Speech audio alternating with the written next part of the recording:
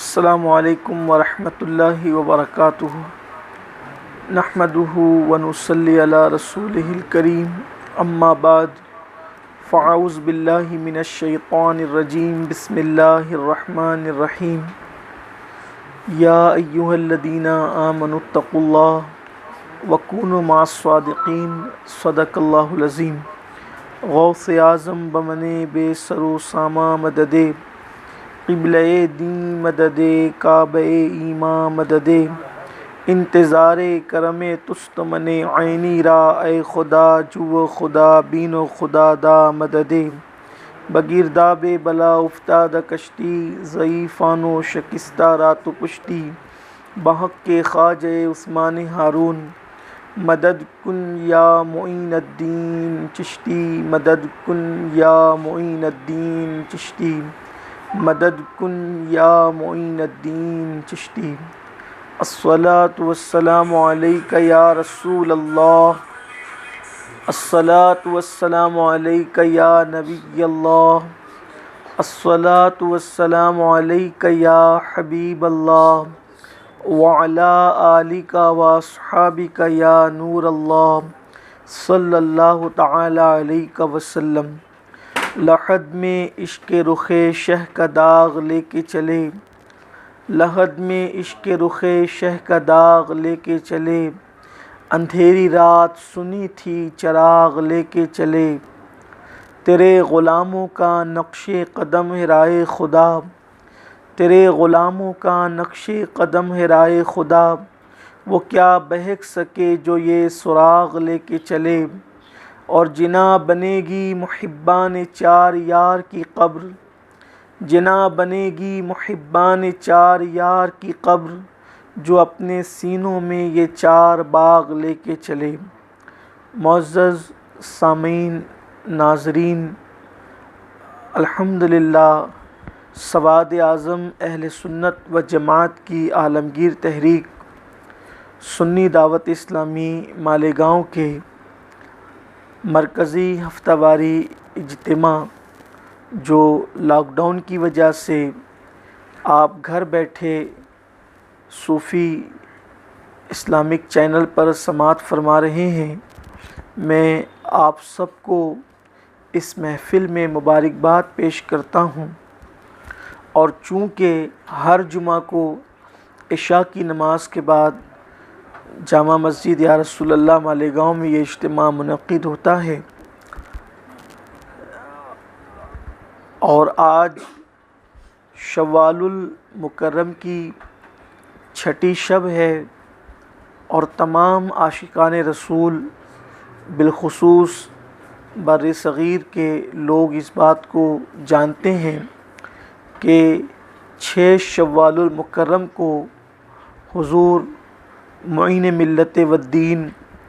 خواجہ معین الدین چشتی حسن سنجری ثم اجمیری رضی اللہ تبارک و تعالی عنہ کے پیر و مرشد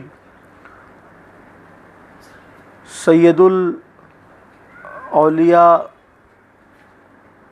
قطب الاقطاب ابو النور سیدی خواجہ عثمان ہرونی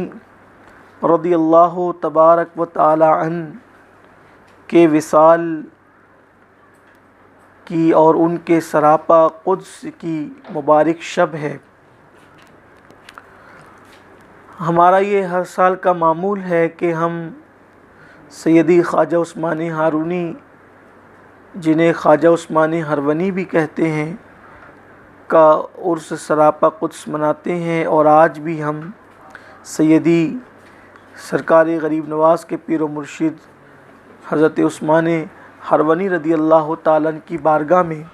خراج عقیدت پیش کرنے کے لیے حاضر ہیں۔ یوں تو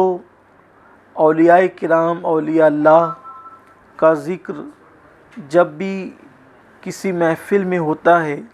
یعنی اولیاء کرام کا تذکرہ جب بھی کسی محفل میں کیا جاتا ہے، تو اس وقت اللہ کی رحمتوں کا خصوصی طور پر نزول ہوتا ہے،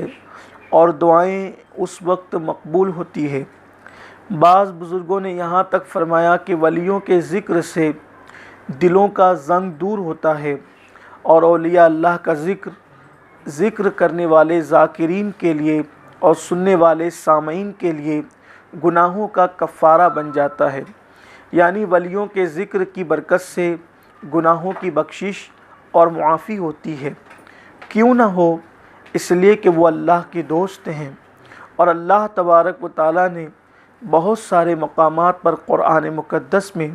اپنے ولیوں کی شان، ان کی کرامتوں کا ذکر فرمایا۔ خود آپ سورہ یاسین شریف اٹھا کر دیکھ لیں کہ اس میں حضرت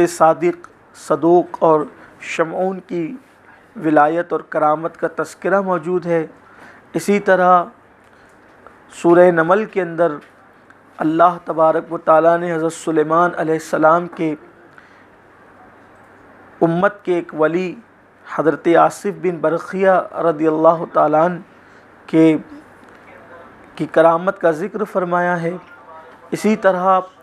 اللہ تبارک و تعالیٰ نے حضرت مریم کی کرامتوں کا تذکرہ ہی فرمایا ہے۔ وہ اللہ کی ولیہ تھی جس کے لیے سورہ آل عمران، سورۃ المائدہ اور سورہ مریم کو دیکھا جا سکتا ہے۔ اسی طرح اور بھی بہت سارے مقامات پر قرآن مقدس نے اولیاء اللہ کا ذکر کیا ہے جو اہل علم پر روشن ہے۔ اسی طرح احادیث طیبہ میں بھی اللہ کے حبیب صلی اللہ علیہ وآلہ وسلم نے بہت سارے اولیاء بنی اسرائیل کا تذکرہ بھی فرمایا، ان کی کرامتوں کا، ان کی استقامتوں کا ذکر بھی فرمایا۔ اس کی روشنی میں اگر ہم یہ کہیں تو یقیناً یہ بات سچی ہے کہ ولیوں کا ذکر کرنا سنت خدا بھی ہے اور سنت مصطفیٰ بھی ہے۔ یعنی کہ جب اللہ تبارک و تعالیٰ نے اپنے اولیاء کا ذکر قرآن میں کیا اور احادیث میں مصطفیٰ کریم رؤوف الرحیم صلی اللہ علیہ وآلہ وسلم نے ولیوں کا ذکر کیا اور ان کی عظمت، ان کی بزرگی اور ان کی کرامتوں کا تذکرہ فرمایا، تو ذکر اولیاء اللہ تبارک و تعالیٰ کی سنت یعنی سنت الہیہ اور سنت مصطفیٰ بھی ہے۔ تو اگر ہم یہ کہیں کہ اس وقت ہم سنت الہیہ اور سنت مصطفیٰ عز و جل و صلی اللہ علیہ وآلہ وسلم پر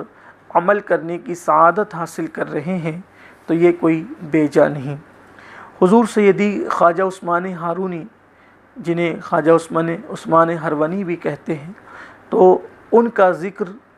اور ان کے فضائل و مناقب بیان کرنے کی ہمارے اندر کیا تاب اور طاقت ہو سکتی ہے۔ ان کی اس سے شان اور عظمت اور بزرگی ظاہر ہوتی ہے کہ ہمارے مرشد سیدی خواجہ غریب نواز خواجہ بزرگ ہند الولی، جن کے پاس مرید ہونے کے لیے تشریف لے گئے اور جن کے پاس آپ نے فیض حاصل کیا اور جن کا بستر اور جن کا سامان سر پر اٹھا کر آپ 20 سال تک خواجہ عثمان ہرونی کے پیچھے پیچھے گھومتے رہے، تو اس خواجہ عثمان ہرونی کا مقام اور مرتبہ کیا ہوگا کہ جس خواجہ عثمان ہارونی سے فیض لینے کے لیے اور برکتیں لینے کے لیے 90 لاکھ کافروں کو کلمہ پڑھانے والی ہستی سرکار غریب نواز تشریف لے گئی ہو۔ اس لیے کہ خادم کی عظمت سے مخدوم کی عظمت کا پتہ چلتا ہے۔ سرکار خواجہ عثمان ہرونی کا بستر اور آپ کا سامان سرکار غریب نواز 20 سال تک لے کر آپ کے پیچھے پیچھے چلتے رہے اور آپ کی صحبت حاصل کرتے رہے، یہاں تک کہ حضور غریب نواز رضی اللہ تعالی عنہ فرماتے ہیں حضرت بابا قطب الدین بختیاری کاکی سے کہ بابا قطب، ان 20 سالوں میں میں نے اپنے مرشد سے جو نعمتیں پائی ہے وہ نعمتیں مجھے اور کسی عمل کے سبب سے نصیب نہیں ہو سکی۔ یہ ہے حضرت خواجہ عثمان ہرونی رحمۃ اللہ تعالی علیہ کا مقام اور مرتبہ۔ سرکار خواجہ عثمان ہارونی رحمۃ اللہ تعالی علیہ، آپ کی جائے پیدائش میں مورخین نے اختلاف کیا ہے کہ آپ کی پیدائش کس ملک میں ہوئی، کس علاقے میں ہوئی، چونکہ عام طور پر اکثر بزرگوں کی سیرت نگاروں نے، جنہوں نے سیرت لکھی ہے یا بزرگوں کی تاریخ جن لوگوں نے لکھی ہے، تو ذہن اور تحقیق الگ الگ ہونے کے اعتبار سے اقوال بھی مختلف ہیں، تو ایسے موقع پر ہمارے نوجوان تھوڑا سا پریشان ہو جاتے ہیں کہ ہمیں جس بھی بزرگ کی زندگی پڑھنے سننے کو ملتی ہے تو ان میں اختلاف نظر آتا ہے۔ تو ایسے موقع پہ پریشان ہونے کی ضرورت نہیں ہے، بلکہ اس کا طریقہ ہمارے علماء نے، فقہاء نے، محدثین نے، اہل سیر نے، سیرت نگاروں نے یہ بتایا ہے کہ جب بھی کسی واقعے پر یا کسی معاملے پر علماء میں یا سیرت نگاروں میں یا مورخین میں اختلاف ہو جائے تو اس میں یہ دیکھا جاتا ہے کہ اکثریت کی رائے کیا ہے، اور جو اکثر کا قول ہوتا ہے اسی کو قبول کیا جاتا ہے، ورنہ کسی بزرگ کی زندگی ایسی نہیں ہے جس میں اختلاف نہ ہو،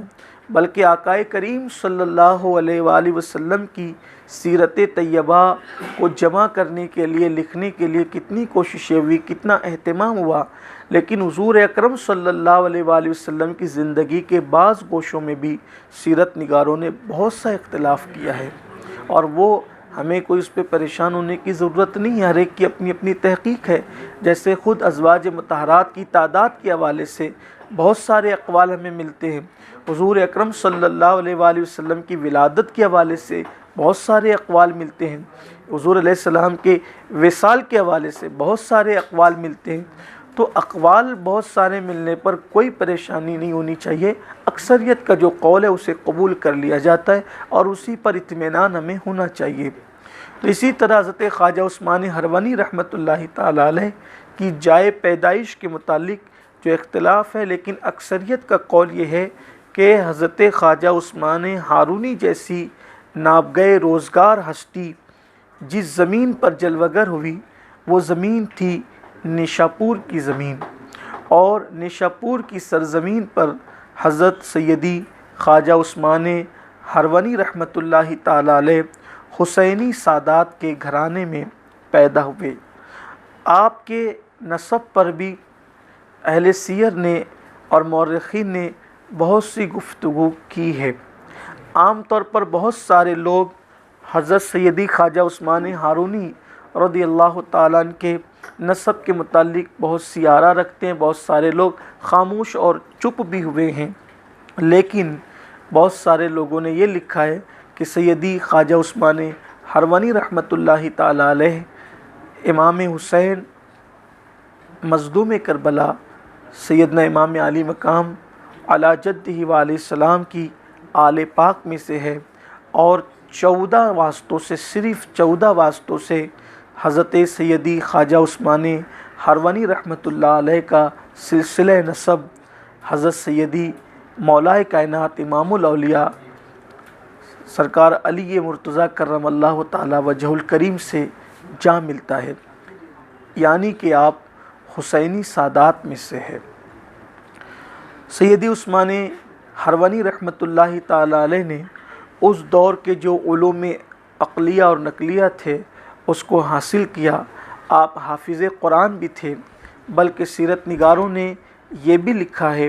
کہ سرکار خواجہ عثمان ہروانی رحمۃ اللہ علیہ کا رشتہ قرآن مقدس سے اتنا جڑا ہوا تھا کہ آپ کم سے کم سوتے تھے اور کم سے کم کھاتے تھے۔ اہل سیرت لکھتے ہیں کہ 4-5 دن کے بعد آپ کبھی 3 لقمے کھاتے اور کبھی 4 اور زیادہ سے زیادہ 5 لقمے، یعنی 4-5 دن کا فاقہ ہوتا یا 4-5 دن کے لگاتار روزے ہوتے، اور اس کے بعد یعنی افطار میں کبھی پانی پی لیا، کبھی کھجور کھا لی، لیکن اور اس کے بعد رات کو بھی بھوکے رہے، دن کو روزے سے رہے، اور سنت کی ادائیگی کے لیے حضور علیہ السلام کے حکم پہ عمل کرنے کے لیے پانی کبھی پی لیا، کبھی ایک کھجور کھا لی، لیکن پھر جب 4-5 دن اسی عالم میں گزر جاتے تو کبھی 3 لقمے، کبھی 4 لقمے اور زیادہ سے زیادہ 5 لقمے، 5 لقمے سے زیادہ آپ تناول نہیں فرماتے تھے۔ یہ آپ کی ریاضت اور مجاہدے کی کیفیت تھی، اور آپ کو سوتے ہوئے بہت کم دیکھا گیا۔ تو اس بنیاد پر چونکہ آپ روزانہ ایک قرآن شریف دن میں ختم کرتے تھے اور ایک قرآن مقدس رات میں ختم کرتے تھے، یہ آپ کا تعلق بالقرآن تھا، قرآن سے اتنا آپ کا تعلق مضبوط تھا۔ یہ بات بھی بہت افسوس کے ساتھ کہی جا سکتی ہے، اور بلکہ کہنا چاہیے، اگرچہ کچھ لوگوں کی طبیعت پر یہ گراں گزرتی ہے کہ لوگ بہت سارے اوراد و وظائف پر بڑی محنت کرتے ہیں، لیکن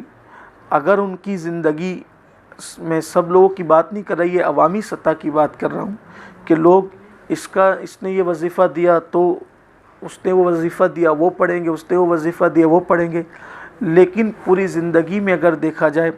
تو قرآن مقدس کی تلاوت کئی کئی دن تک ان کی زندگی میں نظر نہیں آتی۔ وظائف یقیناً پڑھے جانے چاہیے،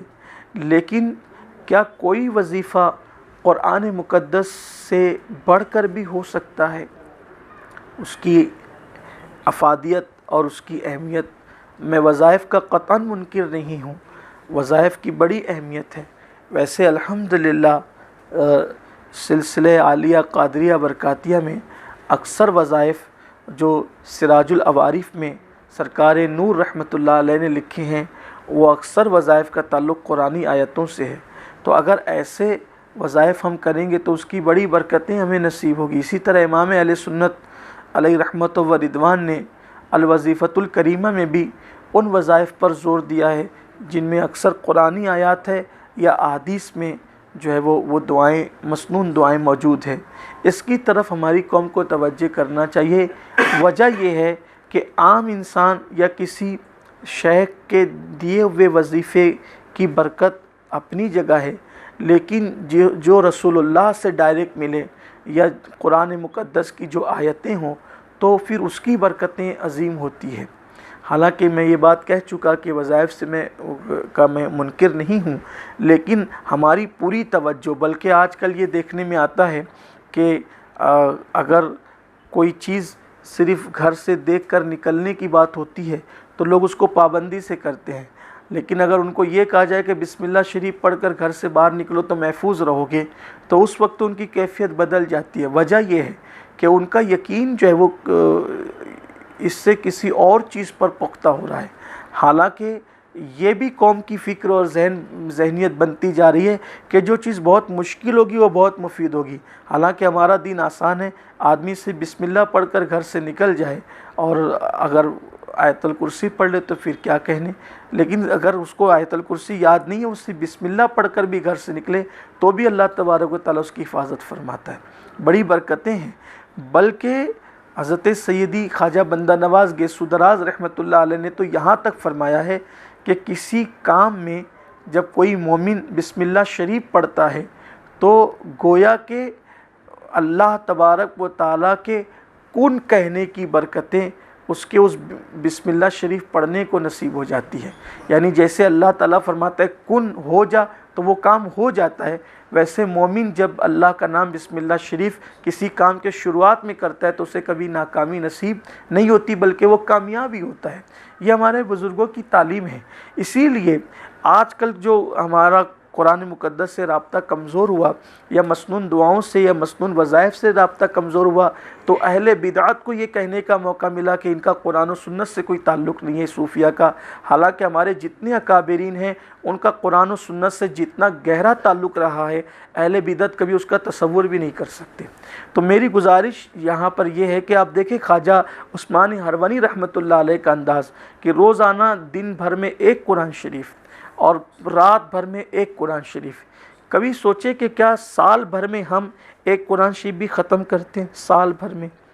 وہ ہر دن ایک قرآن شریف ختم کرے۔ بلکہ میرے سامعین کو اور ناظرین سے میں یہ پوچھنا چاہتا ہوں، اولیاء اللہ کے نام لیواؤں سے اور اولیاء اللہ کے نام کے نعرے لگانے والوں سے پوچھنا چاہتا ہوں، وہ ہر دن قرآن شریف اور ہر رات قرآن شریف ختم کرتے ہیں۔ اگر ہم یہاں اپنے ایمان والے سینے پہ ہاتھ رکھ کر سوچ لیں کہ آج سے پہلے ہم نے قرآن مقدس کو ہاتھ کب لگایا تھا، کب چھوا تھا؟ کسی کا تیجا ہو تو لوگ قرآن لے کر بیٹھتے ہیں، کسی کے گھر کا افتتاح ہو تو قرآن خوانی میں لوگ قرآن لے کر بیٹھتے ہیں، جہیز میں قرآن شریف دیا جاتا ہے۔ یہی ہو گیا ہے، یا زیادہ سے زیادہ رمضان المبارک میں قرآن شریف کی تلاوت ہوتی ہے۔ 11 مہینے قرآن مقدس سے ہم دور کتنے ہیں؟ تو اس پر ہمیں سوچنا چاہیے کہ اولیاء اللہ قرآن سے کتنا قریب تھے اور ہم قرآن مقدس سے کس قدر دور ہو گئے۔ اور یہ قرآن اللہ کی بارگاہ میں شکایت کرے گا کہ اے اللہ یہ لوگوں نے مجھے چھوڑ دیا تھا، بلکہ حضور اکرم صلی اللہ علیہ وآلہ وسلم کے حوالے سے بھی قرآن میں بیان کیا گیا، جس کا مفہوم یہ ہے کہ حضور اکرم صلی اللہ علیہ وآلہ وسلم اللہ کی بارگاہ میں شکایت کریں گے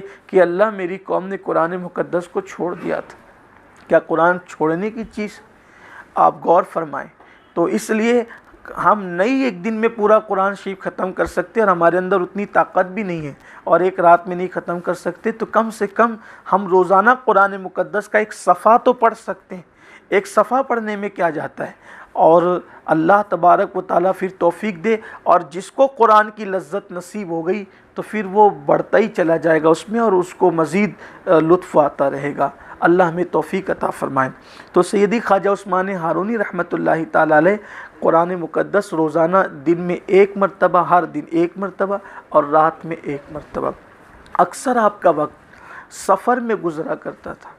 آپ نے بہت سارا وقت جو ہے وہ سفر میں صرف کیا، اس لیے کہ قرآن مقدس کی آیت بھی سیروا فی الارض کہ جو ہے وہ زمین پر سیر کرو، اور ان قوموں کا انجام دیکھو جنہوں نے نافرمانی کی ہے، اور ان پر انعام بھی دیکھو جنہوں نے اللہ کی فرما برداری کی ہے۔ تو صوفیاء کرام سفر پر روانہ ہوتے تھے، اور وہ سفر کو بہت اہمیت دیتے تھے۔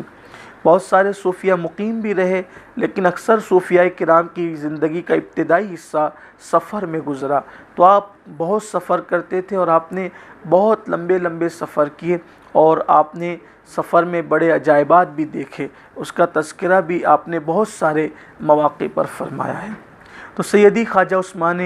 ہرونی رحمۃ اللہ تعالیٰ علیہ جو ہے وہ صاحب کرامت بزرگ بھی تھے۔ آپ کی بہت ساری کرامتیں ہمیں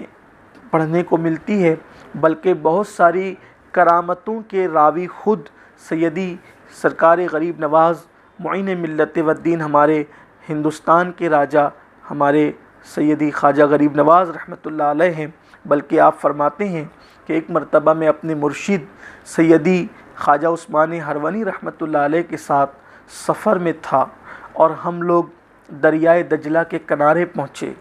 اس کنارے پر ہم تھے، اور ہمیں اگلے دوسرے کنارے پر جانا تھا، اور کوئی کشتی اس وقت وہاں پر موجود نہیں تھی۔ جن لوگوں نے دریائے دجلہ دیکھا ہے وہ جانتے ہیں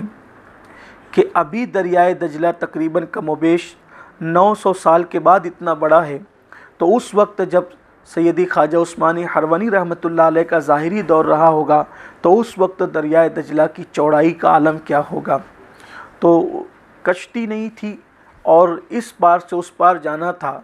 سیدی غریب نواز رحمۃ اللہ تعالیٰ علیہ فرماتے ہیں کہ مجھے تشویش ہوئی کہ کشتی نہیں ہے، اور ہم لوگ سفر میں ہیں، اور اس پار سے اس کنارے پر ہمیں جانا ہے۔ تو میری تشویش میرے چہرے سے ظاہر تھی۔ میری طرف مرشد سیدی خواجہ عثمان ہرونی علیہ رحمت و رضوان نے دیکھا، اور فرمایا معین آنکھیں بند کر لو۔ تو میں نے آنکھیں بند کی، اور انہوں نے میرا ہاتھ پکڑا، اور چند ہی لمحوں کے بعد فرمایا کہ آنکھیں کھول دو۔ تو ہم دریا کے اس پار موجود تھے۔ میں نے عرض کیا کہ حضور ہم دریا کے اس پار آئے کیسے؟ پھر بات قرآن کی آتی ہے۔ سیدی عثمان ہرونی رحمۃ اللہ علیہ سے حضور غریب نواز نے پوچھا کہ ہم تو دجلہ کے اس پار تھے،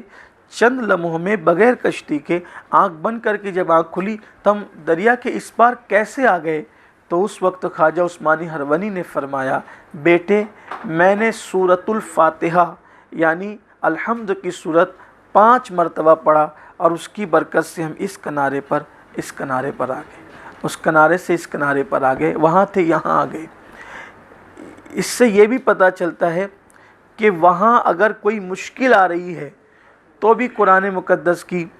صورتوں کی تلاوت ہو رہی ہے۔ اور آپ نے بتایا بھی کہ میں نے 5 مرتبہ سورہ فاتحہ پڑھا۔ ویسے بھی بزرگان چشت اہل بہشت کا طریقہ یہی ہے کہ وہ سورۃ الفاتحہ پڑھنے پہ بہت زور دیتے ہیں، بلکہ سیدی سرکار غریب نواز کا یہ قول بھی ہے۔ آپ فرماتے ہیں کہ اگر کوئی بندہ بہت لمبی چوڑی دعائیں نہیں کر سکتا، اور اس کو دعائیں مانگنے کا شعور اور انداز اور ڈھنگ نہیں آتا، تو وہ صرف اپنی حاجتوں کو دل میں رکھ کر 1 مرتبہ سورہ فاتحہ پڑھ لے، تو سورہ فاتحہ کی برکت سے اللہ اس کی وہ تمام حاجتیں پوری فرما دیتا ہے وہ جو مانگنا چاہتا تھا۔ سورہ فاتحہ کی بہت برکتیں ہیں، تو جو ابھی میرا عنوان وہ نہیں ہے، تو حضرت سیدی خواجہ عثمانی ہرونی نے فرمایا کہ ہم نے سورہ فاتحہ پڑھی۔ اسی طرح حضرت خواجہ عثمانی ہرونی علیہ رحمت و رضوان کے ہاتھ پر بہت سارے لوگوں نے اسلام قبول کیا اور مسلمان ہوئے۔ مشہور سا واقعہ آپ کا بیان کیا جاتا ہے۔ اس واقعے کو بعض سیرت نگاروں نے سرکار غریب نواز علیہ رحمہ کی طرف بھی منسوب کیا ہے، لیکن اکثر حضور خواجہ عثمانی ہرونی کے سیرت نگار اس واقعے کو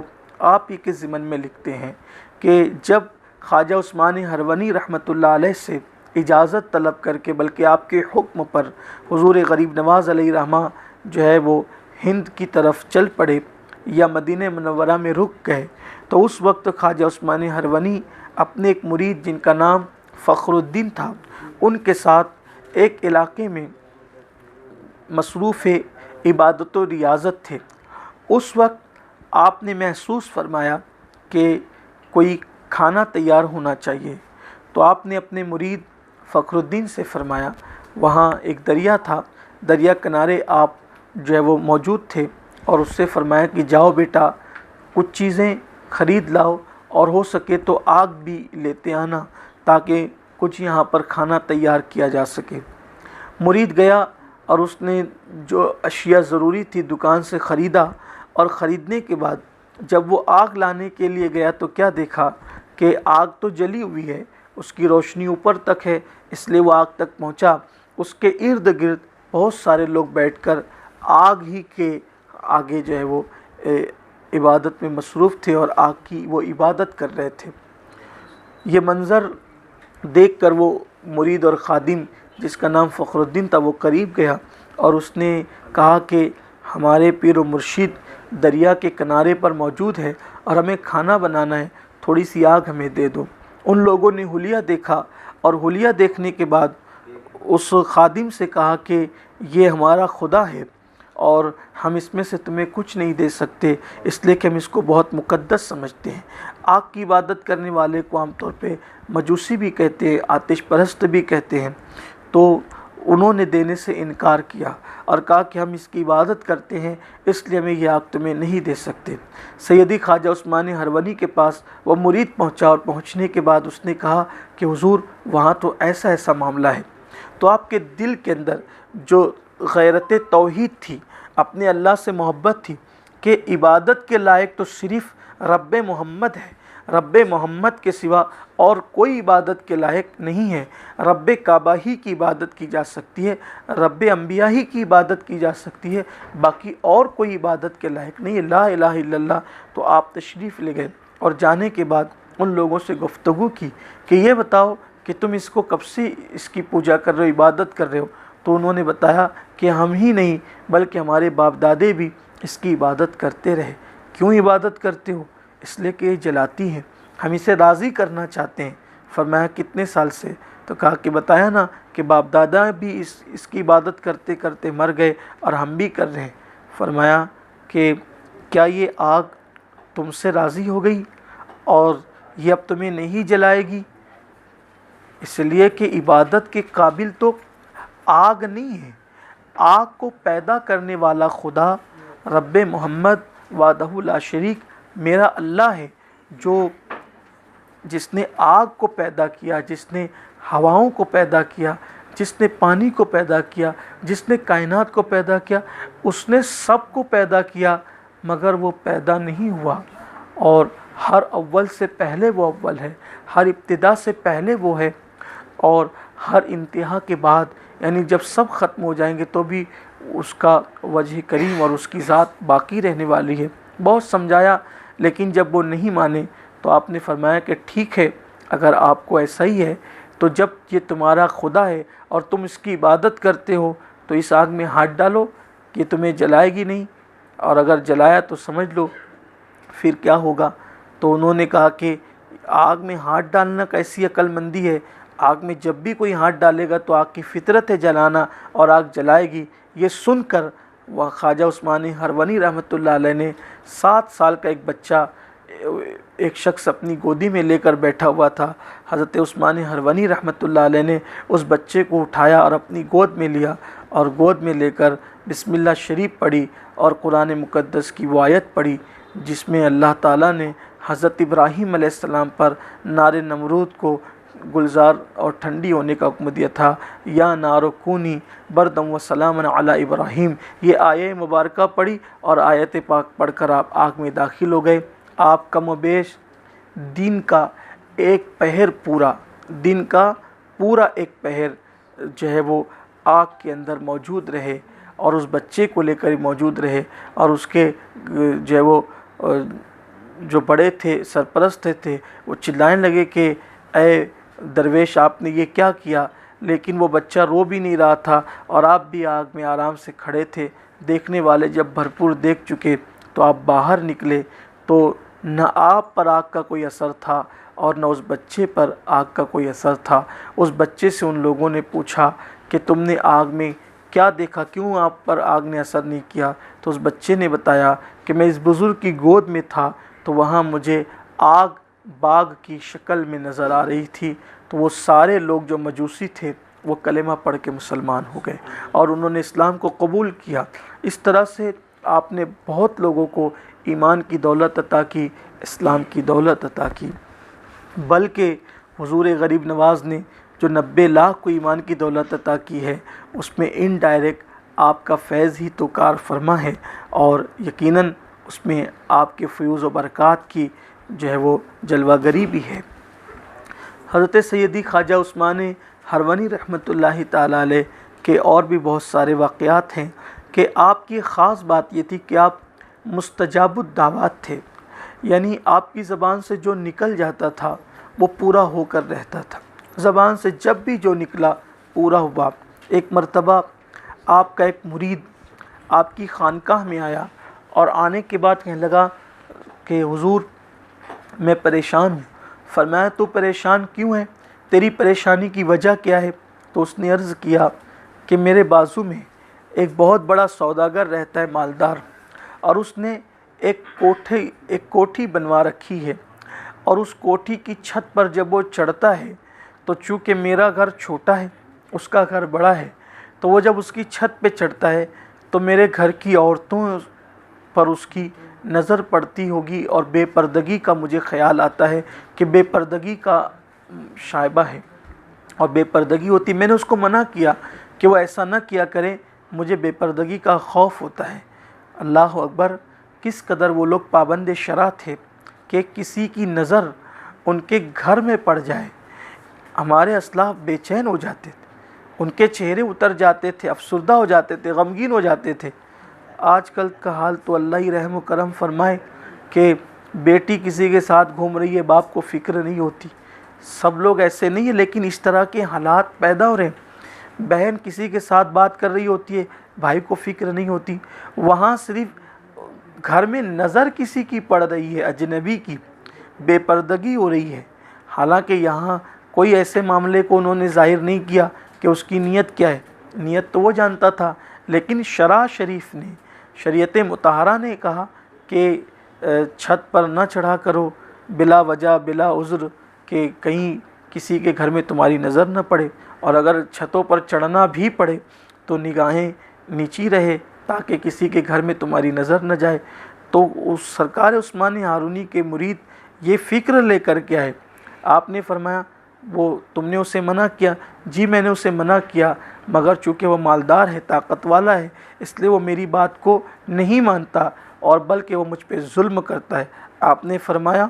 پھر وہ جب چھت پہ چڑھتا ہے تو وہ گر کیوں نہیں جاتا اور اس کی گردن اور منکے کی ہڈی ٹوٹ کیوں نہیں جاتی؟ بس اتنا کہا تھا خواجہ عثمان ہرونی رحمۃ اللہ علیہ نے، اور وہ مرید وہاں سے اٹھ کے ابھی گھر بھی نہیں پہنچا کہ خبر آئی کہ وہ چھت پہ چڑھا تھا اور وہ گرا اور اس کی منکے کی ہڈی ٹوٹ گئی۔ یہ حضور خواجہ عثمان ہرونی رحمۃ اللہ علیہ کی بات ہے کہ زبان سے جو نکلا اللہ تعالیٰ، چونکہ اللہ کے اولیاء کی شان یہ ہے کہ ان کی زبان پر حق جاری ہوتا ہے اور اللہ ان کی زبان کو پورا فرما دیتا ہے۔ بلکہ حضور اکرم صلی اللہ علیہ وآلہ وسلم نے بھی جب اولیاء اللہ کا ذکر کیا تو یہ فرمایا کہ اگر وہ کسی بات پر قسم کھا لیتے ہیں تو اللہ تبارک و تعالیٰ ان کی بات کو پورا فرما دیتا ہے۔ آپ کی عادت کریمہ تھی کہ آپ جب نماز پڑھتے تھے تو بہت روتے تھے، بہت گڑ گڑاتے تھے، اور جب تک کہ قدرت کی طرف سے اس نماز کی قبولیت کی بشارت نہیں مل جاتی تھی اس وقت تک آپ اٹھتے نہیں تھے، بلکہ یہاں تک سیرت نگاروں نے بیان کیا ہے کہ خواجہ عثمان ہرونی جب نماز سے فارغ ہوتے تو اللہ فرماتا، اے عثمان میں نے تیری نماز کو قبول کر لیا، اب مانگ کیا مانگتا ہے؟ تو سیدی عثمان ہرونی کہتے ہیں کہ مولا میں تجھ سے تجھ ہی کو مانگتا ہوں، مولا میں تجھ سے تجھ ہی کو مانگتا ہوں۔ تو ندا آتی کہ ہم نے اس مناجات کو قبول کیا، اب اس کے سوا مانگ کے تو کیا مانگتا ہے؟ تو سیدی عثمان ہرونی کہتے تھے کہ اللہ تیرے محبوب صلی اللہ علیہ وآلہ وسلم کی امت کو بخش دے۔ تو ندا آتی تھی کہ تمہارے کہنے پر ہم نے 30,000 کو بخش دیا۔ اس طرح ہر 5 وقت کی نماز میں 30,000 کی بخشش کا مژدہ ملتا تھا۔ بزرگوں نے لکھا ہے پتہ نہیں آپ نے کتنی بار اس طرح کی دعائیں کی اور کتنی امت محمدیہ آپ کی دعاؤں کی برکت سے کتنی تعداد میں بخشی گئی۔ یہ سیدی عثمان ہرونی رحمۃ اللہ علیہ کی شان ہے۔ ایک مرتبہ آپ کو ایک مسئلے میں ظاہری علم والوں نے آپ پر اعتراض کیا، اور اعتراض نہیں کیا، ایک اختلافی مسئلہ ہمیشہ سے اہل ظاہر اور صوفیہ کے درمیان رہا ہے۔ تو اسی مسئلے کے اندر جو ہے اہل ظاہر نے آپ سے اختلاف کیا اور جا کر کے بادشاہ کو ایسا ورغلایا کہ یہ حرام کام کرتے ہیں اور یہ کرتے ہیں اور یہ کرتے ہیں۔ تو بادشاہ نے آپ سے کہا کہ آپ یہ کام ترک کر دیں۔ تو سیدی عثمان ہرونی رحمۃ اللہ علیہ نے فرمایا کہ میں یہ کام چونکہ ہمارے بزرگان چشت کا کیا ہوا کام ہے تو میں اس سے توبہ کروں، تو اس کا مطلب یہ ہے کہ ہمارے جو بزرگان چشت اس کام کو کر گئے ہیں تو میں ان کو گنہگار سمجھوں؟ معاذ اللہ، جبکہ یہ نہیں ہو سکتا۔ آپ نے اس کو سمجھانے کی کوشش کی اور بادشاہ آپ کو جانتا بھی تھا، لیکن چونکہ ایسا ورغلایا گیا تھا اور ایسا فتنہ بپا کیا گیا تھا اہل ظاہر کی طرف سے کہ بادشاہ کو پھر یہ کہنا پڑا میں ایک کام کرتا ہوں کہ میں ان تمام ظاہر علماء کو مدعو کرتا ہوں، ظاہر بینوں کو، آپ ان کے درمیان آئیں اور گفتگو کریں۔ اگر آپ کی گفتگو کے دلائل سے وہ مطمئن ہو جاتے ہیں اور خاموش ہو جاتے ہیں تو پھر میں آپ کو کچھ نہیں کہوں گا اور اس معاملے میں آپ سے کوئی گفتگو نہیں کروں گا۔ سیدی خواجہ عثمان ہرونی نے دربار کی طرف جانے کی تیاری فرمائی تو کچھ مریدوں نے عرض کیا کہ حضور وہاں پر بڑے بڑے مناظر اور بڑے بڑے اہل علم موجود ہیں، آپ ان کے درمیان کیا گفتگو فرمائیں گے؟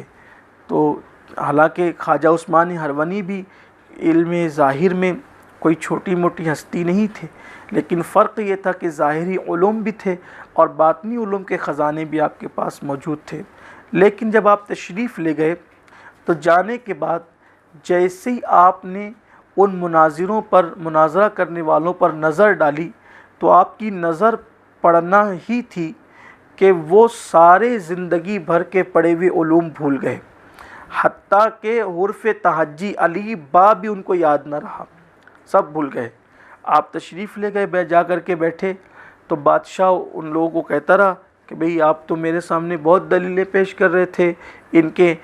جو وہ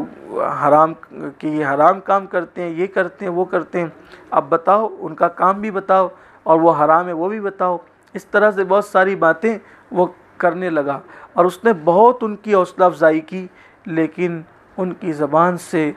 کوئی علمی بات، کوئی علمی مسئلہ کچھ نہیں نکلا، حتیٰ کہ وہ خاموش رہے دیر تک اور آپ کا چہرہ ہی صرف تکتے رہے اور آپ کے چہرے کی ہیبت تھی کہ وہ کوئی علمی بات نہ کر سکے، حتیٰ کہ ان کو آخری میں کہنا پڑا کہ بادشاہ ہم اس بزرگ کو دیکھ کر، ان کا چہرہ دیکھ کر اور ان کے چہرے کی تابانی دیکھ کر سارے پڑھے ہوئے علوم بھول چکے ہیں، حتیٰ کہ ہمیں اب حرف تہجی بھی، یعنی جس کو لوگ علی با تا سا پڑھتے پڑھاتے ہیں، حرف تہجی بھی ہمیں یاد نہیں رہ گئے، اب ہم ان سے کچھ نہیں کہہ سکتے۔ اور انہوں نے حضرت خواجہ عثمان ہرونی کے قدم پکڑ لیے اور کہا اے خواجہ بزرگ، ہم آپ سے معافی چاہتے ہیں، ہمیں نہیں پتہ تھا کہ اللہ تبارک و تعالیٰ نے آپ کو یہ شان عطا کی ہے کہ صرف چہرہ دیکھ کر ہم سارے علوم بھول گئے، لیکن اب ہمیں یہ بھی پتہ ہے کہ آپ کو دیکھ کر آپ کی نظر سے ہم علوم بھول چکے ہیں، تو اب علوم جو وہ واپس آئیں گے تو آپ کی نظروں کی برکت ہی سے واپس آئیں گے۔ اور پھر حضرت خواجہ عثمانی ہرونی نے ان پر نظر ڈالی تو لوگوں نے کیا دیکھا کہ آسمان سے ایک نور چمکا اور ان کے سینوں کی طرف گیا، اور پھر اللہ تبارک و تعالیٰ نے ان کو علوم سے مالا مال کر دیا، حتیٰ کہ سرکار عثمانی ہرونی کی توجہ کی برکت سے صرف ان کو وہ جو انہوں نے پڑھا تھا وہی نہیں آ گیا، بلکہ اللہ نے علوم باطنی بھی اور معارف اور اسرار بھی ان کے دلوں کے اندر جو ہے وہ داخل فرما دیے، اور پھر ساری زندگی وہ سیدی خواجہ عثمانی ہرونی رحمۃ اللہ علیہ کی غلامی کرتے رہے اور آپ کی صحبت میں اپنی زندگی کو گزارتے رہے۔ اس طرح کے اور بھی واقعات ہیں، ایک واقعہ عرض کر کے پھر میں اپنی گفتگو کو مکمل کرتا ہوں۔ سیدی خواجہ عثمانی ہرونی اللہ کے بڑے محبوب اور مقبول بندے ہیں۔ آپ سب سنتے رہتے ہیں کہ جس خواجہ عثمانی ہرونی کا مقام اور روحانیت کا مرتبہ یہ ہے کہ 2 انگلیوں کے درمیان آپ نے غریب نواز کو 18,000 عالم دکھا دیے تھے۔ اگر دیکھنے والا معین الدین جیسا ہو تو سرکار عثمانی ہرونی جو ہے 2 انگلیوں کے درمیان 18,000 عالم دکھا دیتے ہیں۔ یہ آپ کی شان ہے، اور آپ کہتے ہیں کہ نظر اٹھاؤ تو عرش اعظم دکھاتے ہیں، اور نظر جھکاؤ تو تحت الثری تک دکھاتے ہیں۔ پھر کہتے ہیں کہ جو ہے وہ ڈھیلا اٹھاؤ تو وہ ڈھیلا جو ہے وہ سونے کی شکل اختیار کر جاتا ہے۔ یہ آپ کی بڑی شانیں ہیں، بڑے مقام ہیں۔ ممکن ہے کہ جن لوگوں کو اولیاء اللہ کی معرفت نہ ہو وہ ان چیزوں کا مذاق بھی اڑائیں، اور ظاہر سی بات ہے کہ ہمارے مذہب میں یا ہمارے مسلک میں زور زبردستی نہیں ہے، اللہ تعالیٰ جسے توفیق دیتا ہے وہ قبول بھی کرتے ہیں، لیکن یہ سب چیزیں کتابوں کے اندر موجود ہے، اور یہ کوئی بعید نہیں ہے۔ اللہ تبارک و تعالیٰ چاہے تو مٹی سونا ہو سکتی ہے، اللہ کے چاہے سے کیا نہیں ہو سکتا۔ جب اللہ کے چاہے سے چونٹی جو ہے وہ حضرت سلیمان علیہ السلام کے لشکر کو 3 میل کے فاصلے سے دیکھ سکتی ہے۔ عام چونٹی دیکھیے، جب ہم یہ بات کرتے اللہ والوں کے یا اولیاء اللہ کے حوالے سے کہ وہ انہوں نے مٹی کو ہاتھ لگایا تو سونا ہو گئی، 2 انگلیوں کے درمیان 18,000 عالم دکھا دیے، اور لوگ کہتے دیکھو دنیا چاند پہ جا کر آ گئی، مریخ پر بستی بسانے کی بات کر رہے ہیں، اور یہ سنی لوگ یہ ایسی تہمات پرستی کی معاذ اللہ باتیں کرتے ہیں۔ تو یہ تہمات پرستی کی باتیں نہیں ہیں، لوگ مذاق اڑاتے ہیں چینلوں پر بیٹھ کر کے نام نہاد اسکالرز کے، بھئی یہ لوگ تو ایسی خرافات بکتے ہیں، کہانی قصے گڑے ہوئے کہتے ہیں۔ میں کہتا ہوں کہ اگر قرآن مقدس کی دلائل کو سامنے رکھتے ہوئے اگر ان واقعات کو سامنے رکھا جائے تو بات یہ نا کہ اللہ جو چاہتا ہے، اللہ کی شان ہے، اللہ جو چاہتا ہے پھر وہ ہو جاتا ہے۔ تو یہ جو کچھ ہوتا ہے تو ہم یہ نہیں کہتے کہ معاذ اللہ اللہ کے چاہے بغیر ہو جاتا ہے، استغفر اللہ۔ ہمارا عقیدہ ہے کہ اللہ کی مرضی کے بغیر درخت کا پتا بھی نہیں ہل سکتا۔ تو یہ جو کچھ اللہ والوں کے ذریعے سے رونما ہوتا ہے یہ سب اللہ کے کرم سے ہوتا ہے، اللہ کے اذن سے ہوتا ہے، اور اللہ جو چاہے کرے۔ جیسے آج آپ بڑی سے بڑی چونٹی اٹھا لیں، چھوٹی سے چھوٹی چونٹی اٹھا لیں، کوئی چونٹی 3 میل تک دیکھتی ہے، کیا اس کی تحقیق کوئی پیش کر سکتا ہے، کوئی ثبوت پیش کر سکتا ہے؟ ہرگز نہیں پیش کر سکتا۔ لیکن سلیمان علیہ السلام کے لشکر کو 3 میل کے فاصلے سے چونٹی نے دیکھا کہ نہیں دیکھا؟ دیکھا۔ تو اگر اللہ کا خصوصی کرم کسی چونٹی پر ہو جائے جس کی آنکھ بھی ہمیں نظر نہیں آتی، چونٹی پر نگاہ کرم ہو جائے تو چونٹی 3 میل کے فاصلے سے دیکھ سکتی ہے۔ تو یہ کیا اللہ دکھانا چاہے تو چونٹی دیکھ سکتی ہے، اگر اللہ دکھانا چاہے تو کیا ولی نہیں دیکھ سکتا؟ جب چونٹی لشکر سلیمان کو دیکھ سکتی ہے اللہ کے کرم سے، تو اللہ کا ولی اگر 18,000 عالم 2 انگلیوں کے درمیان دیکھ لے تو اس پہ تعجب کیا ہے؟ آپ دیکھنے والے کی طرف نہ دیکھیں، بھئی چونٹی کی طرف دیکھتے ہیں تو یقین ہی نہیں آتا کہ چونٹی کو دیکھ سکے گی، اس کی آنکھ بھی تو ہمیں نظر نہیں آتی۔ لیکن جب یہ بات ہے کہ دکھایا اللہ نے تو پھر ایمان والوں کو تو مان ہی لینا چاہیے۔ تو اسی طرح جو اللہ چونٹی کو دکھا سکتا ہے وہ ولی کو بھی دکھا سکتا ہے۔ پھر جو اللہ جو ہے وہ ہدہد جیسے پرندے کو نظر دے سکتا ہے تو وہ اپنے ولی کو بھی دے سکتا ہے۔ ہدہد کا تذکرہ بھی سورۃ النمل کے اندر ہی موجود ہے۔ اس طرح میں اس کی بحث میں نہیں جانا چاہتا، لیکن ہمارے جو نوجوان کبھی کبھی جو ہے وہ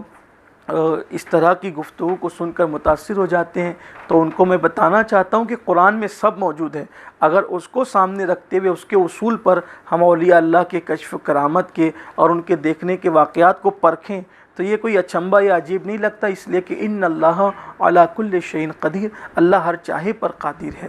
تو سیدی عثمان ہروانی رحمۃ اللہ تعالی علیہ کا ذکر ہو رہا تھا کہ آپ اللہ کے بڑے مقبول اور محبوب بندے، غریب نواز رحمۃ اللہ علیہ کے ساتھ ان کے پڑوس میں، حضور غریب نواز کے پڑوس میں حضرت سیدی خواجہ عثمان ہروانی کے ایک مرید رہتے تھے، ان کا انتقال ہو گیا۔ سیدی اس غریب نواز اس جنازے میں، چونکہ پیر بھائی تھا، وہ تشریف لے گئے، حالانکہ وہ بہت نیک یا پرہیزگار آدمی نہیں تھا، مگر خوش نصیبی تھی اس کی کہ اس کو سیدی عثمان ہروانی کا دامن مل گیا تھا، کیونکہ اللہ پاک قرآن میں فرماتا ہے کہ ہم جسے گمراہ کرنا چاہتے ہیں پھر اسے ہم کوئی مرشد عطا نہیں کرتے۔ اللہ تعالیٰ فرماتا ہے نا، ہم اسے کوئی ولی دیتے ہیں، مددگار دیتے ہیں، نہ کوئی مرشد دیتے ہیں۔ مرشد تو انہی کو ملتا ہے، ولی تو انہی کو ملتا ہے، خدا جس کے مقدر میں ہدایت لکھ دیتا ہے۔ تو دامن مل گیا تھا سیدی عثمان ہروانی رحمۃ اللہ علیہ کا۔ تو سرکار عثمان ہروانی کا وہ مرید انتقال کرتا ہے، سرکار غریب نواز جنازے میں شریک ہوتے ہیں، لیکن جب قبر پر کھڑے ہوتے ہیں تو کچھ دیر تک آپ کا معمول تھا، کھڑے تھے وہاں قبر کے پاس، بے چین سے ہوئے، بے قرار ہوئے، حتیٰ کہ آنکھ میں آنسو آئے حضور غریب نواز کے۔ لیکن جب تھوڑی دیر گزری تو پھر چہرہ خوشی سے تمتما اٹھا اور حضور غریب نواز پلٹے یہ کہتے ہوئے کہ سبحان اللہ، پیری مریدی بھی کیا چیز ہے۔ سرکار غریب نواز نے کہا سبحان اللہ، پیری مریدی بھی کیا چیز ہے۔ جب یہ بات لوگوں نے سنی تو کہا کہ آپ کے آنکھ میں آنسو تھے، چہرہ متغیر تھا، پھر چہرہ تمتمایا اور آپ یہ کہتے ہوئے ہٹ رہے ہیں کہ سبحان اللہ، پیری مریدی بھی کیا چیز ہے، تو کیا معاملہ ہے؟ تو فرمایا کہ آپ تو اس کی زندگی جانتے ہو، جس کے جنازے میں آئے تھے، جب انتقال ہوا اور قبر میں رکھا گیا اور مٹی برابر کر دی گئی تو میری آنکھ میں جو آنسو آئے تھے اور چہرے پر افسردگی تھی، وجہ یہ تھی کہ عذاب کے فرشتے آ گئے تھے اور اس پر عذاب کرنا چاہتے تھے۔ تو اس وقت جیسی وہ عذاب کرنا چاہتے تھے تو میں نے دیکھا کہ قبر کے اندر میرے اور اس کے پیر و مرشد سیدی خواجہ عثمان ہروانی تشریف لائے اور کہنے لگے کہ اسے چھوڑ دو، یہ میرا مرید ہے، اس کو چھوڑ دو، یہ میرا مرید ہے۔ تو اس وقت تو عذاب کے فرشتوں نے کہا یہ آپ کا مرید تو تھا لیکن تھا نافرمان اور گنہگار۔ تو اس وقت کہا کہ کچھ بھی تھا لیکن میرے دامن سے وابستہ تو تھا۔ تو پھر ندا آئی کہ عثمان ہروانی ہمارا محبوب جو کہتا ہے اس کو سن لیا جائے، اس کو چھوڑ دیا جائے۔ تو جب یہ منظر میں نے دیکھا تو کہا کہ سبحان اللہ، پیری مریدی بھی کیا چیز ہے کہ نسبت پیر جو ہے وہ اس کو قبر میں کام آ گئی۔ یہ تھے سیدی خواجہ عثمان ہروانی رحمۃ اللہ تعالی علیہ، اور 6 شوال المکرم کو آپ کا وصال مکۃ المکرمہ کے اندر ہوا، اور آپ جو ہے وہ جنت المالا کے قریب میں ایک مقام ہے، وہاں پر آپ دفن کیے گئے، جس علاقے میں حضور اکرم صلی اللہ علیہ وآلہ وسلم کی ولادت طیبہ ہوئی تھی، اسی کے قریب میں آپ کی تدفین ہوئی۔ اور علامہ عبدالباری فرنگی محلی جب یہ حج کو تشریف لے گئے تو انہوں نے خود اس کا ذکر فرمایا کہ وہاں پر ان کا مزار موجود تھا، لیکن جب یہ گئے تو تھوڑی سی اس کی گنبد وغیرہ کی حالت تھوڑی خستہ تھی، تو پھر انہوں نے جو ہے وہاں پر سنگ مرمر کا چبوترا وغیرہ جو ہے وہ بنایا اور وہاں مزار کی زیارت کی۔ یعنی اب علامہ عبدالباری فرنگی محلی کا جو وہ دور ہے وہ گزشتہ صدی ہی ہے، یعنی گزشتہ صدی یہ سمجھ لیں کہ 1924 کے پہلے تک سیدی عثمانی ہرونی رحمۃ اللہ علیہ کے مزار مقدس کی زیارت کی جا سکتی تھی، لیکن بعد میں جب موجودہ حکومت آئی تو ظاہر سی بات ہے جب ان لوگوں نے صحابہ ہی کے مزارات شہید کر دیے تو وہ حضرت خواجہ عثمانی ہرونی رحمۃ اللہ علیہ کا مزار کب برداشت کر سکتے تھے؟ ظاہر سی بات ہے یہ ان کے ظلم کی نظر ہو گیا، اور اب پتہ نہیں چلتا وہاں کے حضرت سیدی خواجہ عثمانی ہرونی رحمۃ اللہ علیہ کا مزار کہاں ہے، لیکن سلسلہ چشت اہل بہشت سے وابستہ افراد ہر سال 6 شوال المکرم کو پورے دھوم دھام کے ساتھ آپ کا عرس شریف دنیا بھر میں مناتے ہیں، اور بالخصوص اجمیر معلیٰ کے اندر سرکار غریب نواز کے آستانے پر اس کا بہت زیادہ اہتمام کیا جاتا ہے، بلکہ حضور غریب نواز کے عرس کے بعد اگر سب سے زیادہ اہتمام کسی عرس کا اجمیر معلیٰ میں دیکھنے کو ملتا ہے تو وہ شوال المکرم کی جو بلکہ اس کو بڑی چھٹی کے نام سے یاد کیا جاتا ہے سرکار عثمان ہارونی رحمۃ اللہ علیہ کے عرس سراپا قدس کو، اور چونکہ عید کے بعد کا موقع ہوتا ہے تو لوگ اس میں بڑی تعداد میں شریک بھی ہوتے ہیں، اور آج وہی شب ہے، لیکن چونکہ مجھے ایسا لگتا ہے کہ لاک ڈاؤن کی وجہ سے شاید لوگ وہاں نہیں پہنچ پائے ہوں گے، لیکن ہم پہنچے نہ پہنچے ہمارے بزرگوں کی روحانیت ہمارے ساتھ ہے۔ انشاءاللہ یہ حالات ختم ہوں گے تو سارے آستانے پھر سے بحال ہوں گے اور ہم اسی طرح سے برکتیں حاصل کریں گے۔ اب جاتے جاتے حضور غریب نواز کے پیر و مرشد سیدی عثمانی ہرونی رحمۃ اللہ علیہ کا کے ملفوظات سے آپ کا کچھ گلدستہ پیش کر کے رخصت ہونا چاہتا ہوں۔ حضور سیدی عثمانی ہرونی رحمۃ اللہ علیہ فرماتے ہیں کہ مولائے کائنات سیدنا علی کرم اللہ تعالی وجہ الکریم کی ایک روایت مجھ میرے مرشدوں کے ذریعے یعنی پیروں کے ذریعے سے پہنچی ہے کہ اللہ تعالیٰ کا فرمان ہے کہ قیامت سے پہلے ہم ہر شہر پر جو ہے وہ تباہی نازل کریں گے، یعنی قیامت اس وقت تک نہیں آئے گی جب تک جو بھی شہر ہے، دنیا کا کوئی شہر ہو، مولائے کائنات اس کے راوی ہیں، اور اس کو بیان کر رہے ہیں کون؟ سیدی خواجہ عثمانی ہرونی رحمۃ اللہ علیہ۔ تو فرماتے ہیں کہ اللہ کا یہ اعلان ہے کہ قیامت سے پہلے جب تک ہر شہر پر جو ہے وہ غضب بلا نازل نہیں ہوگی، تباہی نازل نہیں ہوگی، اس وقت تک قیامت نہیں آئے گی۔ تو سیدی عثمانی ہرونی رحمۃ اللہ تعالیٰ علیہ سے پوچھا گیا تھا کہ شہروں کی تباہی کی اور بستیوں کی تباہی کی وجہ کیا ہوگی؟ تو سیدی عثمانی ہرونی رحمۃ اللہ علیہ نے فرمایا تھا کہ اسی روایت میں یہ بات موجود ہے کہ جب لوگ شراب کو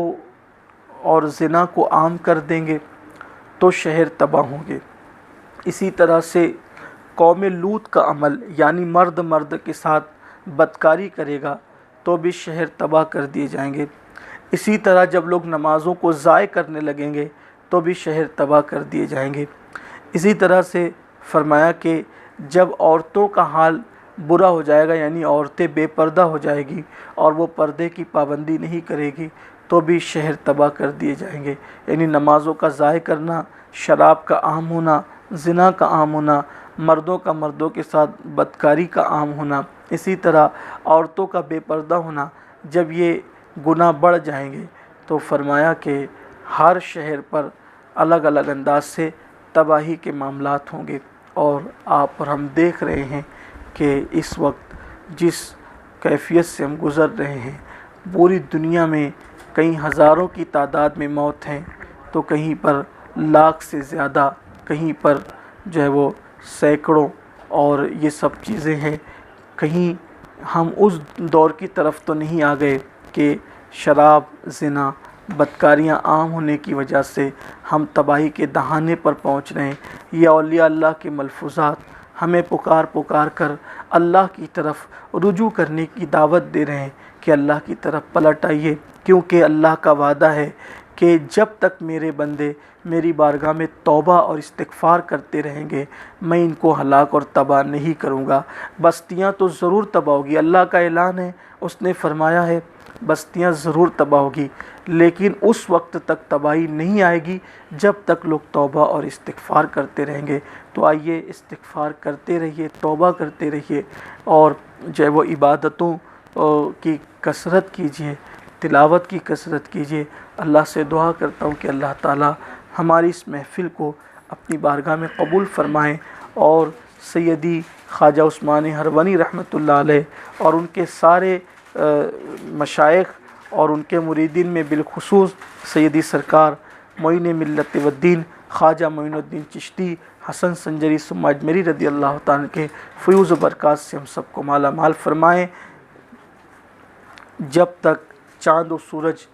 نکلتے اور ڈوبتے رہیں، ہمارے غریب نواز اور سلسلہ چشتیہ کا فیضان ہم پر برستا رہے۔ الہی تابود خورشید و ماہی چراغ چشتیہ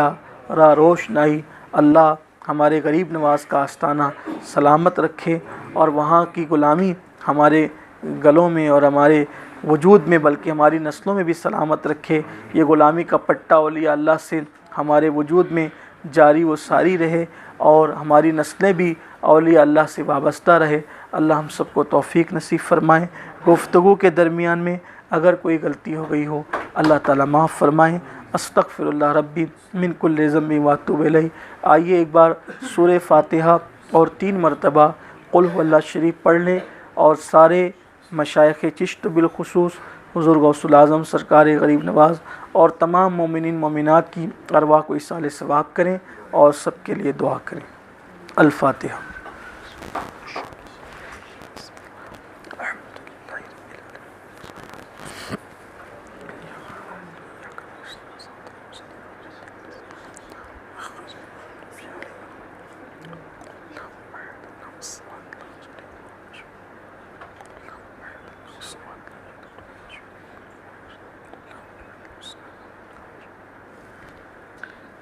آئیے سب اپنی اپنی مرادوں کو دل میں لے کر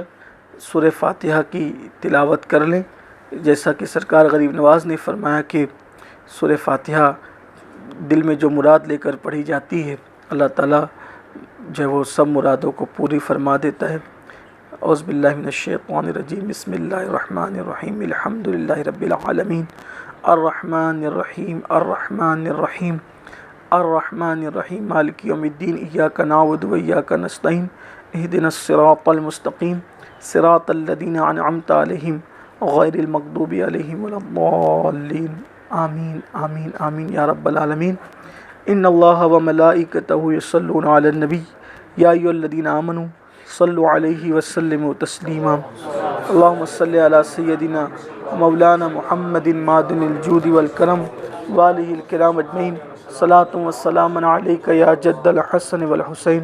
صلاۃ و سلام علیک یا جد الغوث الثقلین، وافوض امری الی اللہ ان اللہ بصیر بالعباد برحمتک یا ارحم الراحمین، بحق لا الہ الا اللہ محمد رسول اللہ۔ رسالت کے پروانوں ہر سنیچر کو بعد نماز عشاء سنی دعوت اسلامی کے عالمی مرکز اسماعیل حبیب مسجد میں سنی اجتماع ہوتا ہے۔ آپ حضرات پابندی کے ساتھ اس میں شرکت فرمائیں۔ سنی دعوت اسلامی کی website sunni dawat islami.net پر وزٹ کریں اور بہت ساری دینی معلومات حاصل کریں۔